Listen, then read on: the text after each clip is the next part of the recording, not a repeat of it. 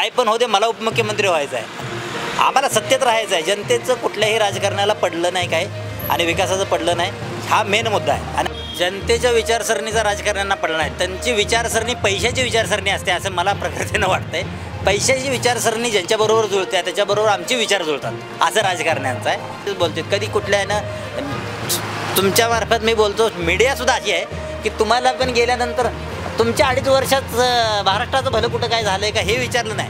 अहो त्यांनी तसं त्या राजकारण्यांना असं स्टेटमेंट दिलं, तुम्हाला काय वाटतं, तुमची विचारसरणी आहे का, मग त्यांनी जातील वाटतंय का, हेच बोलते. जनतेला बी 5 वर्ष त्यातच घालली, इथली 5 वर्ष बी त्यातच घालवणार आहे. त्यामुळे जनतेने समजून घ्यायला पाहिजे. जातीवर, धर्मावर किंवा आमच्या पक्षाच्या ह्या विचारसरणीवर त्या विचारसरणीवर राजकारण बंद केलं पाहिजे. आणि तेच मला तो प्रखरतेनं मुद्दा तो मांडायचा होता की ह्या BJPच्या ह्या राजकारणामुळं गेल्या 5 वर्षात सगळ्या पक्षांनी सत्ता भोगली. असा कुठला महाराष्ट्रातला पक्ष राहिला नाही की तो सत्तेत नाही. आणि ती जी फोडाफोडी झाली BJPची, त्यामुळं ह्याचा तोटा BJPला होणार आणि दादांच्या ह्याला पण होणार, दादांच्या गटालासुद्धा होणार की बराचसा तरुण वर्ग अर्थात माझं धरून चाला की आम्हाला असं वाटतं की दादांचं काम चांगलं आहे, परंतु BJPच्या ह्या जे फोडाफोडीचं राजकारण होतं, म्हणजे अगोदरपासून तुम्ही ज्याच्या नावानं वात्याकुटत होता त्यालाच नंतर ज्याला शेजारी घेऊन बसलाय, अरे रे माझ्या मागल्या ताकण्या चांगल्या म्हणायच्या घेऊन बसलाय. त्यामुळं मला एक तरुण म्हणून मला वाटतं की BJPला ह्या कारणामुळे मतदान देऊ नये. तुम्ही तुमच्या सत्तेत येण्यासाठी हेच राजकारण केलं, राजकारणासाठी फोडाफोडी केली, फोडाफोडी करताना बी कोणत्या लेवलची केली. तुमचे बरेचसे BJP गटातले जे विचारसरणीचे लोक आहेत आणि त्यांची एक विचारसरणी BJPची एक विचारसरणी आहे म्हणून ते BJPला सपोर्ट करतात, परंतु बरोबर विरुद्ध विचारसरणीचे पण लोक त्यांनी फोडून त्यांच्या सत्तेत त्यांच्या शेजारी बसवले त्यांनी. त्यामुळे बराचसा तरुण वर्ग नाराज आहे याच्यामुळे आणि त्याचा BJPला महाराष्ट्रात नुसतं सांगलीत आहे तर पुऱ्या महाराष्ट्रात तोटा होणार. आणि हे असंच होणार की आता हे जसे 5 वर्ष गेले सत्ता स्थापन करण्यात, आता सध्यालासुद्धा बघितलं तर कोणत्याही जिल्ह्यात कुठंही तुम्हाला वन वे निकाल दिसतच नाही. प्रत्येकाला आता जरी बरे सत्तेत हे तिघं असले तरी त्यांना सेपरेटच असल्यासारखं वाटतं, सेपरेटच त्यांचा प्रचार चालू आहे. कोण कोणाला एवढं काय इतका वर्ण दिखाव्यासाठी सपोर्ट करतं, आतनं सपोर्ट नाही. त्यामुळं भविष्यात पुढची 5 वर्ष पण ह्या मागच्या 5 वर्षासाठी सत्ता स्थापनेत जातील असं मला वाटायला लागलं. म्हणजे आता बऱ्याच जणांचं जर बघायला गेलं तर बरेच जण म्हटले की फोडाफोडीचा 2.5 वर्ष गेले, जनतेच्या प्रश्नाकडे आता मला वाटतं ही लाडकी बहीण वगैरे योजना आली त्यावेळेला जनतेच्या प्रश्नाकडे लक्ष दिलं गेलं, अशी सुद्धा प्रतिक्रिया आणि चर्चासुद्धा आहेत. तर आता तुम्ही जर म्हणतात की फोडाफोडीचं राजकारण, पण फोडाफोडीचं राजकारण हे महाराष्ट्रात आता झालं का की BJPनेच केले का? पण याच्या अगोदर सुद्धा त्याचं बंड झालेलं आहे. शरद पवारांची वगैरे आता नावं घेतली जातात की त्यांनी सुद्धा ते फोडाफोडीचं राजकारण केले. मग ते अगोदर केले, मग आता BJPनेच केलं, हे तुम्हाला का वाईट वाटते? अशी सुद्धा प्रतिक्रिया येतात, मग त्याबद्दल काय बोला? नाही, माझं म्हणणं मुळीच असं नाही की BJPने केलं म्हणून BJP जो फोडतोय, ज्यावेळी शरद पवारांना फोडलं त्यावेळी पण त्यांनी चुकीचंच केलं. म्हणजे कसं तुमची विचारसरणी तुम्ही बोलताय एक, त्या तुमच्या विचारसरणीला तुमच्या त्या बोलण्याच्या स्टेटमेंटवरनं एखादा तरुण किंवा मतदार तुम्हाला भावतो आणि तुमच्या त्या विचारसरणीला फॉलो करतो आणि अचानक तो विचारसरणी गर्वाने घेऊन फिरतो आणि दुसऱ्या दिवशी सकाळी उठल्यावर कळतं की अरे आपल्या नेत्यांतर विचारसरणी बदलली बाबा. ते प्रत्येक बाबतीत आहे. भले अजित पवारसुद्धा ज्यांच्यावर टीका करत होते, देवेंद्र फडणवीसवर टीका करत होते, जय शिंदेवर टीका करत होते, ते आले. जे BJPचं चुकीचं आहे असं म्हणणं बी नाही, त्यांचं बरोबर आहे असं म्हणणं आहे, चुकलं सगळ्यांचंच. मग त्या चुकीला तरुण पिढीनं दाखवलं गेलं पाहिजे, तरुण पिढीनं दाखवलं गेलं पाहिजे. कारण का ज्यावेळी शरद पवारांनी फोडलं ते पण चुकीचं होतं, देवेंद्र फडणवीसनं फोडलं ते बी चुकीचं होतं. ज्या टायमाला फोडून तुम्ही इकडं गेला तुम्ही तिकडं आला, समजा अगोदरची सुरुवात झाली ठाकरे गट म्हणजे शिवसेना, ज्यावेळी पूर्ण शिवसेना होती की त्यांनी मतं मागितले BJP बरोबर आणि गेली काँग्रेस आणि राष्ट्रवादी बरोबर, ते पण चुकीचंच होतं. बरं तुम्ही गेला त्या टायमाला शिंदे गटानं पण परत यायला पाहिजे होतं ना, त्याच वेळी की नाही करणार आपण BJP बरोबर थांबू.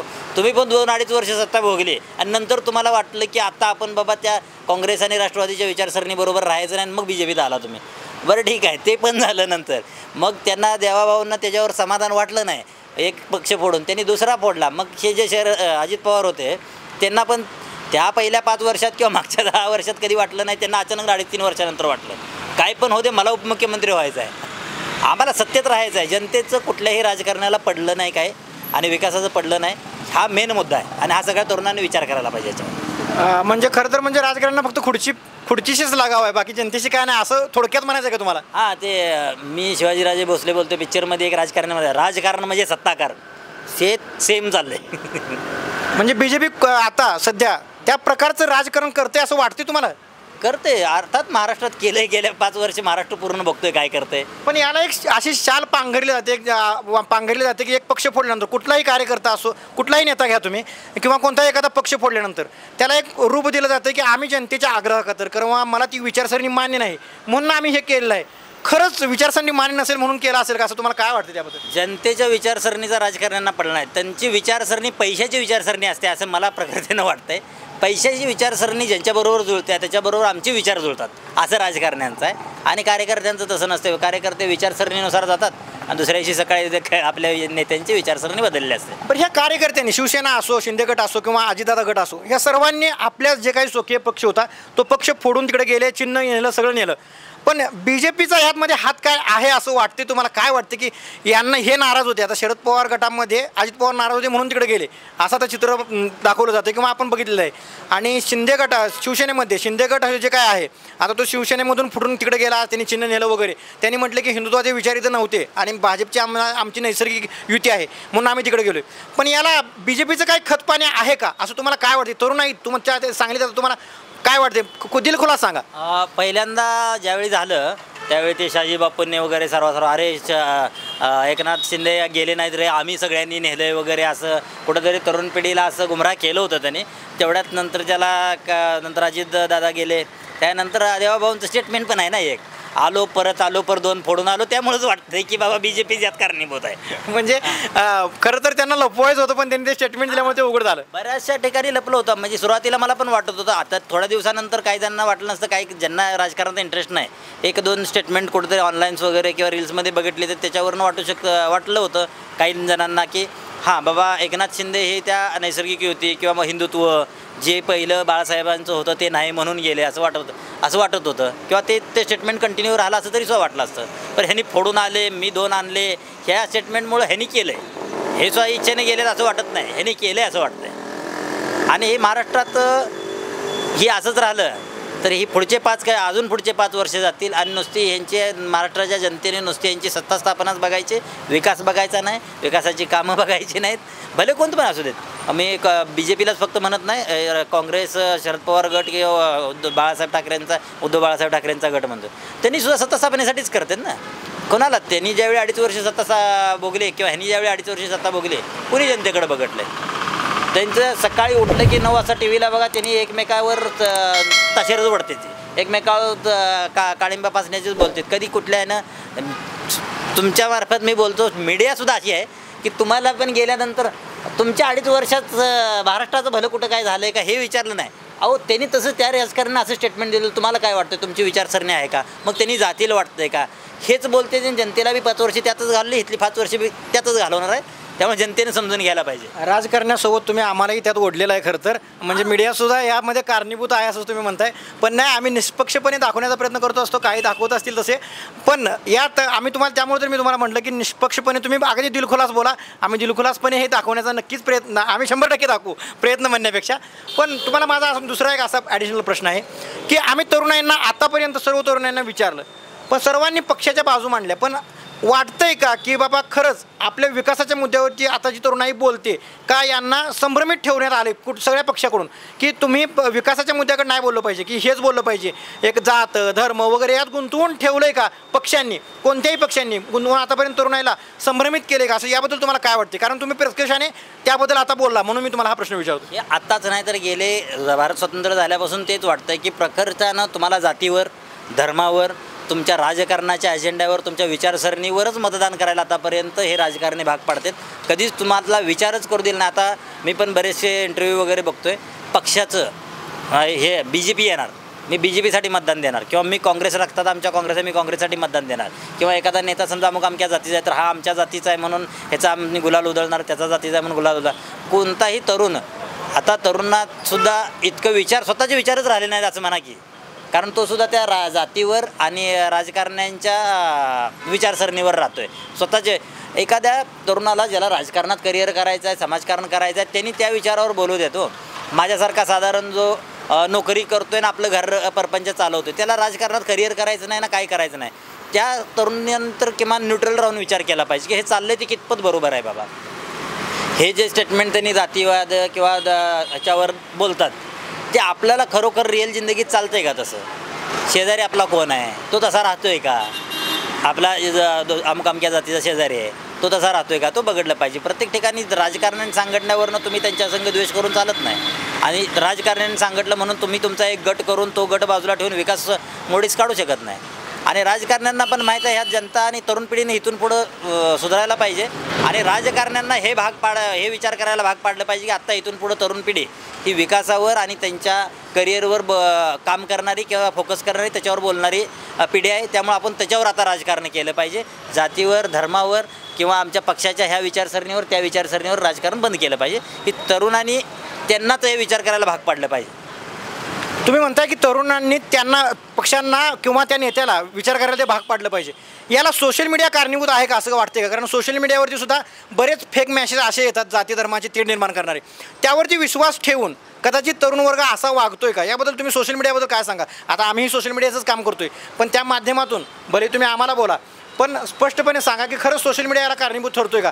आक्षेपार्ह मेसेज किंवा जातीवादी मेसेज पडतात, त्याला खरंच तरुण बोलतात आणि या थापांना बळी पडून त्याचे शहानिशा न करता त्यावर विश्वास ठेवून एक आपलं मत व्यक्त करतात आणि वेगळं मत असं जातीचं होतं किंवा धर्माचं मत होतं, असं वाटतं का? सोशल मीडियाचा काय रोल असेल तुम्हाला? सोशल मीडिया जे तरुण आता सध्याला जे उभरतं रक्त आहे म्हणते ना, उसळतं रक्त, ते कारणीभूत आहे. कारणीभूत ठरू शकतं की जे आता सध्याला म्हणजे अगोदरचे कसे तरुण आमच्या म्हणजे आम्ही ज्यावेळी तरुण पिढीत आलो त्या टायमाला इतकी सोशल मीडिया नव्हती. आम्ही वाचनासाठी आम्हाला पेपर किंवा एखादं पुस्तक वगैरे वाचायला लागायचं. हे शॉर्ट ज्ञान जे आता व्हॉट्सअपवर किंवा कुठल्या तरी क्लिपवर वगैरे मिळते ना, त्याच्यावरती आलेलं ज्ञानच खरं समजलं जाते. आणि त्याच्यात ते मी कट्टर हा धार्मिक आहे किंवा मी कट्टर तो धार्मिक आहे, माझं हे कट्टर आहे, माझं ते कट्टर, हे सोशल मीडियाच करते. आणि ती तरुण पिढी त्यामुळं त्याच चालल्या. आणि आत्ताच तरुण पिढीनं जर विचार नाही बदललं तर बरोबर तीच विचार कंटिन्यू राहणार ना. आता तरुण पिढीने विचार बदलायला पाहिजे. आता जे सोशल मीडिया आहे त्या सोशल मीडियाचा चांगला वापर पण केला गेला पाहिजे ना. समजा एखाद्याने एखाद्या जाती तेढ निर्माण करणारा मेसेज टाकला तर त्याची शहानिशा त्या तरुणांना करणं गरजेचं आहे. हे टाकले बरोबर आहे का, एक्झॅक्टली बरोबर आहे का, ह्याने ही अमुक अमकी दंगल टाकली किंवा अमुक अमकं हे ह्या राजकारण्याचं स्टेटमेंट टाकलं ते खरोखर आहे का, बरोबर आहे का, किंवा त्याला जे संदर्भ किंवा सारांश दिले ते ॲक्च्युली आहेत का, हे बघितलं गेलं पाहिजे. आता तुम्ही सोशल मीडिया नुसतं वाचून स्किप करण्यापेक्षा तिथं आलं, तिथं डाऊट वाटला की ती सोशल मीडिया वापरून सर्च करा ना.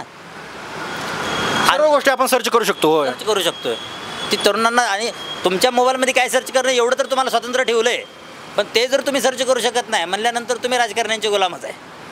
म्हणजे वाटतंय का की सोशल मीडियामुळं खरंच एक आपल्यावरती मानसिक आपण गुलाम झालो एखाद्या कुठल्या तरी पक्षाचा, असं वाटतंय का तुम्हाला काही? सोशल मीडियामुळे होते की बऱ्याच ज्यांची विचारसरणी जशी आहे त्या पक्षाचा गुलाम झाला आहे सोशल मीडियानुसार.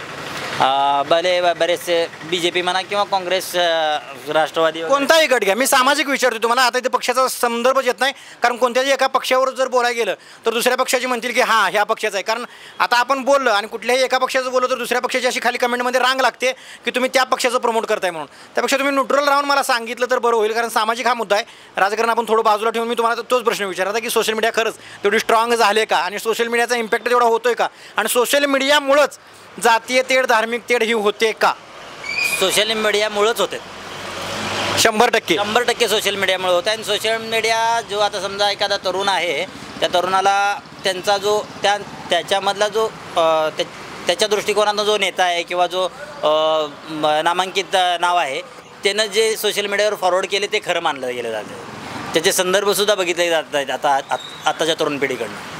धन्यवाद, तुम्ही चांगली उत्कृष्ट माहिती दिली.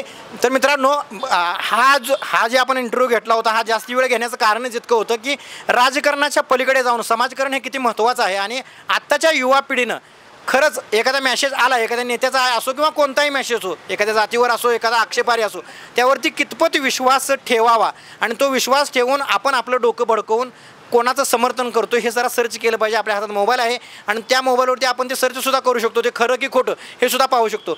यावरतीच आपण बोललो, त्यामुळे आपण इथं जरा थोडी राजकारण सोडून एक सामाजिक मुलाखत थोडी जास्त घेतली होती. तर तुम्हाला हे कसं वाटलं? खरंच तरुण पिढीनं सजग राहण्यासाठी त्यांनी जो संदेश दिला होता तो अगदी उत्तम होता. तर बघूया आपण पुढे अजून काय प्रतिक्रिया आहेत की त्या बघणार आहोत. तर बघत राहा सागर हिट्सचा चॅनल.